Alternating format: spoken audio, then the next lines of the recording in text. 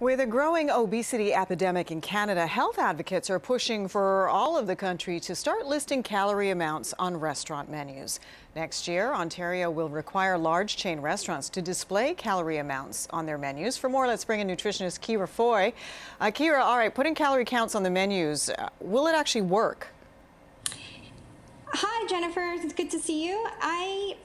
You know what? I think it's a really good idea. And one of the reasons for that is simply, even if you know that you want to eat healthy and you want to make a good choice, it's really challenging when you're at a restaurant. Even for me, I have all of the information, but it's really hard to dissect exactly what is in that meal, even when you're looking at a list of ingredients. Yes, and some menu items can be misleading. I was reading this morning, I think a Big Mac has fewer calories than the kale salad on the McDonald's menu. But I think because people see salad, they go, oh, well, that's a healthier choice.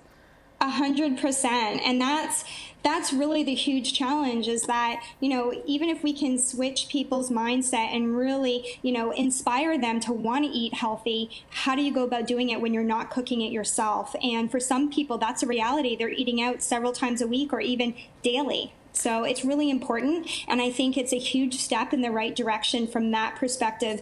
Even though I'm a nutritionist that doesn't really talk about calorie counting with my clients, when you go to restaurants, without that information, it's just so hard to make a good decision. But should calories be the bottom line that what we're looking at? I mean, where does fat, salt, sugar all fall into that equation? Yeah, absolutely. So that's exactly it. When I talk to my clients, I focus on whole foods, nutrient-dense foods, meaning lots of fruits and vegetables. So I'm not really, focusing on the calorie content, but more how much nutrition is in there.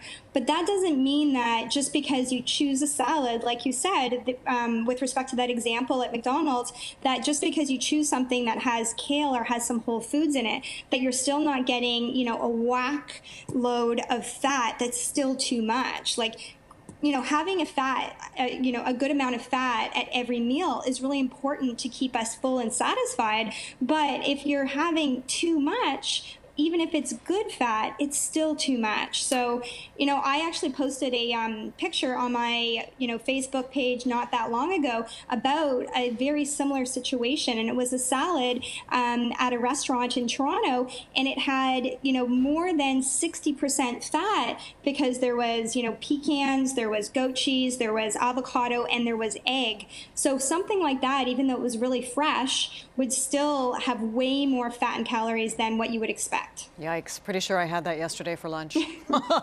Thanks, Ciara. You're welcome. Appreciate your time as always. Thank you. Take care. Ciara Foy, nutritionist.